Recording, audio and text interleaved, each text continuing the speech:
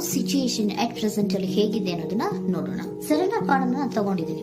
Surrender to prior ಅಂತ ಕೊಡ್ತಾ ಇದ್ದಾರೆ. ನೀವು ಪ್ರಯರಿನ ಕಡೆಗೆ ಹೆಚ್ಚು ಗಮನವನ್ನ ಕೊಡಿ, ಸ್ವಲ್ಪ ದೇವರ ಕಡೆಗೂ ಹೆಚ್ಚು ಗಮನವನ್ನ ಕೊಡ್ಬೇಕಾಗತ್ತೆ. ಯಾವಾಗ ನೀವು ದೇವರನ್ನ ತುಂಬ ಹೃದಯದಿಂದ ಪ್ರಾರ್ಥನೆಯನ್ನ ಮಾಡಿ ನನಗೆ ಸಹಾಯವನ್ನ ಮಾಡು ಅಂತ ಕೇಳ್ತಿರೋ, ಆಗ ಅದೆಲ್ಲ ಸಮಸ್ಯೆಗಳಿಂದ ನೀವು ಆಚೆ ಬರ್ತೀರಾ.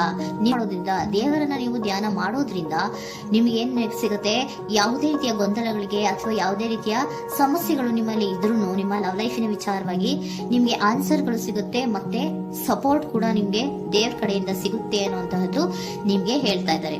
ಅಟ್ ಪ್ರೆಸೆಂಟ್ ಅಲ್ಲಿ ಲವ್ ಸಿಚುಯೇಷನ್ ನಿಮ್ಗೆ ಬಾಟಮ್ ಆಫ್ ದ ಟಕ್ ಬಂದಿರುವಂತಹದ್ದು ರೆಫ್ಯೂಸಿಂಗ್ ಆಫರ್.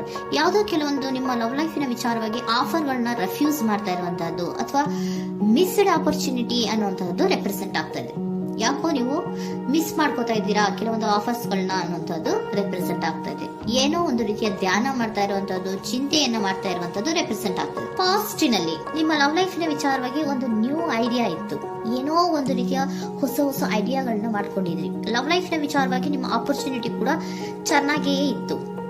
ಆದ್ರೆ ನಿಮ್ಮ ಲವ್ ಲೈಫಿನ ವಿಚಾರದಲ್ಲಿ ಕಿಂಗ್ ಆಫ್ ಸೋರ್ಟ್ಸ್, ನೀವೇನನ್ನ ನಿಮ್ಮ ಲವ್ ಲೈಫಿನ ವಿಚಾರವಾಗಿ ಏನನ್ನ ಎಕ್ಸ್ಪೆಕ್ಟ್ ಮಾಡಿದೀರಾ ಪಾಸ್ಟಿನಲ್ಲಿ ಅಂದ್ರೆ, ಲವ್ ಲೈಫಿನಲ್ಲಿ ಒಂದು ಕ್ಲಿಯರ್ ಇರಬೇಕು, ಕ್ಲಾರಿಟಿ ಇರಬೇಕು, ಮತ್ತೆ ಯಾವುದೇ ವಿಚಾರ ಕೂಡ ನಿಮ್ಮ ಲವ್ ಲೈಫಿನ ವಿಚಾರದಲ್ಲಿ ಮುಚ್ಚುಮರೆ ಅನ್ನೋದು ಇರಬಾರ್ದು.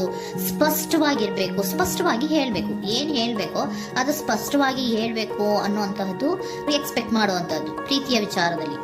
ಮತ್ತೆ ಕ್ಲಿಯರ್ ಆಗಿರ್ಬೇಕು. ಏನು ಅಂದ್ರೆ ನಿಮ್ಮ ಲವ್ ಲೈಫಿನಲ್ಲಿ ಒಂದು ಸ್ಟ್ರಾಂಗ್ ಆಗಿರ್ಬೇಕು, ಸ್ಟ್ರಾಂಗ್ ಬಾಂಡೇಜ್ ಇರಬೇಕು, ಮತ್ತೆ ಯಾವುದೇ ರೀತಿಯ ಚೈಲ್ಡಿಶ್ ಬಿಹೇವಿಯರ್ ಅನ್ನ ಮಾಡಬಾರ್ದು ಅನ್ನೋದು ಪಾಸ್ಟಿನಲ್ಲಿ ನೀವು ಎಕ್ಸ್ಪೆಕ್ಟ್ ಮಾಡಿರೋಂಥದ್ದು ರೆಪ್ರೆಸೆಂಟ್ ಆಗ್ತಾ ಇದೆ. ನೀವು ಅದೆಲ್ಲ ಎಕ್ಸ್ಪೆಕ್ಟ್ ಮಾಡಿದಾಗ ಯಾವಾಗ ನಿಮ್ಗೆ ಅದು ಸರಿ ಹೋಗಲ್ಲ ಅನಿಸ್ತೋ ಆಗ ನೀವು ಪ್ರೀತಿಯಿಂದ ಮುಂದೆ ಬಂದಿರುವಂತಹದ್ದು ಬಿಟ್ಟು ಮುಂದೆ ಬಂದಿರುವಂತಹದ್ದು ರೆಪ್ರೆಸೆಂಟ್ ಆಗ್ತದೆ. ಮೋಸ್ಟ್ ಪ್ರಾಬಬಲಿ ನಿಮ್ಮ ಕೆಲವೊಬ್ಬರಿಗೆ ಈಗ ಆಲ್ರೆಡಿ ಕೆಲವೊಂದು ರೀತಿಯ ಬ್ರೇಕಪ್ ಗಳು ಆಗಿರಬಹುದು, ಕಮ್ಯುನಿಕೇಶನ್ ಇಲ್ಲದೆ ಇರುವಂತಹದ್ದು ರೆಪ್ರೆಸೆಂಟ್ ಆಗ್ತಾ ಇದೆ. ಮೋಸ್ಟ್ ಪ್ರಾಬಬಲಿ ನೀವು ಇವಾಗ ಇಬ್ರು ಕೂಡ ನೀವು ಮಾತಾಡದೆ ಇರುವಂತಹದ್ದು ರೆಪ್ರೆಸೆಂಟ್ ಆಗ್ತಾ ಇದೆ. ಸೊ ಯಾವುದೇ ರೀತಿಯ ಕಾಂಟ್ಯಾಕ್ಟ್ ಅಲ್ಲಿ ಇಲ್ಲದೆ ಇರುವಂತಹದ್ದು ರೆಪ್ರೆಸೆಂಟ್ ಆಗ್ತಾ ಇದೆ. ನೋಡಿ, ಮುಂದೆ ಮುಂದೆ ಬರ್ತಾ ಇರುವಂತಹದ್ದು ರೆಪ್ರೆಸೆಂಟ್ ಆಗ್ತಾ ಇದೆ. ಯಾಕೋ ತುಂಬಾ ಬೇಜಾರಲ್ಲಿ ಇರುವಂತಹದ್ದು. ಪಾಸ್ಟಿನಲ್ಲಿ ಕೂಡ ನೀವು ಲವ್ ಲೈಫಿನ ವಿಚಾರವಾಗಿ ಕೆಲವೊಬ್ರು ಬೇಜಾರಲ್ಲಿ ಇರುವಂತಹದ್ದು ರೆಪ್ರೆಸೆಂಟ್ ಆಗ್ತಾ ಇದೆ.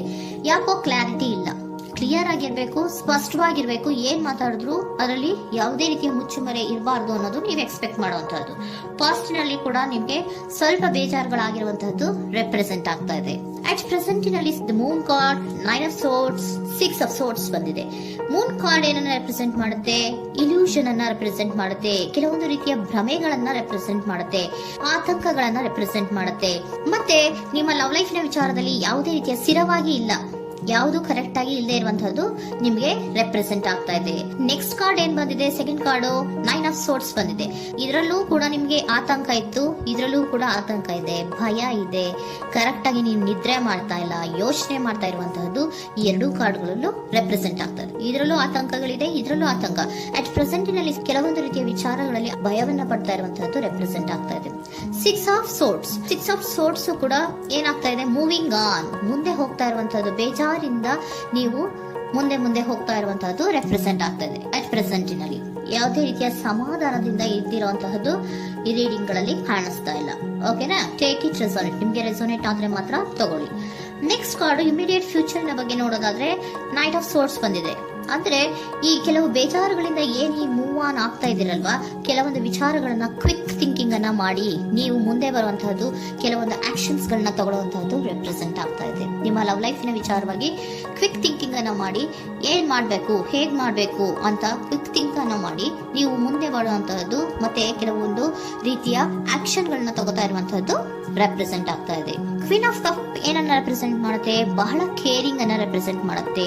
ಏನಿರ್ಬೇಕು ಲವ್ ಲೈಫಿನ ವಿಚಾರದಲ್ಲಿ? ನೋಡಿ, ನೀವು ನೋಡ್ತಾ ಇರೋದು ಹೇಗ್ ನೋಡ್ತಾ ಇದ್ದೀರಾ? ನಿಮ್ಮ ಲವ್ ಲೈಫಿನ ವಿಚಾರದಲ್ಲಿ ಏನಿರ್ಬೇಕು ಅಂತ ಎಕ್ಸ್ಪೆಕ್ಟ್ ಮಾಡ್ತೀರಾ? ಸ್ವಲ್ಪ ಸ್ಟೇಬಲ್ ಆಗಿರ್ಬೇಕು, ಬಹಳ ಕೇರಿಂಗ್ ಇರ್ಬೇಕು, ಎಮೋಷನಲ್ ಇರ್ಬೇಕು ಅದರಲ್ಲಿ ಅನ್ನುವಂಥದ್ದು ನೀವು ಎಕ್ಸ್ಪೆಕ್ಟ್ ಮಾಡುವಂಥದ್ದು. ಈ ನಿಯರ್ ಫ್ಯೂಚರ್ ನಲ್ಲಿ ನೀವು ಆ ರೀತಿ ಎಕ್ಸ್ಪೆಕ್ಟ್ ಮಾಡುವಂತಹದ್ದು. ನೆಕ್ಸ್ಟ್ ಕಾರ್ಡ್ ಬಂದಿರುವಂತಹದ್ದು ಏರೋಫೆಂಟ್ ಕಾರ್ಡ್ ಬಂದಿದೆ. ಏರೋಫೆಂಟ್ ಕಾರ್ಡ್ ಏನನ್ನ ರೆಪ್ರೆಸೆಂಟ್ ಮಾಡುತ್ತೆ?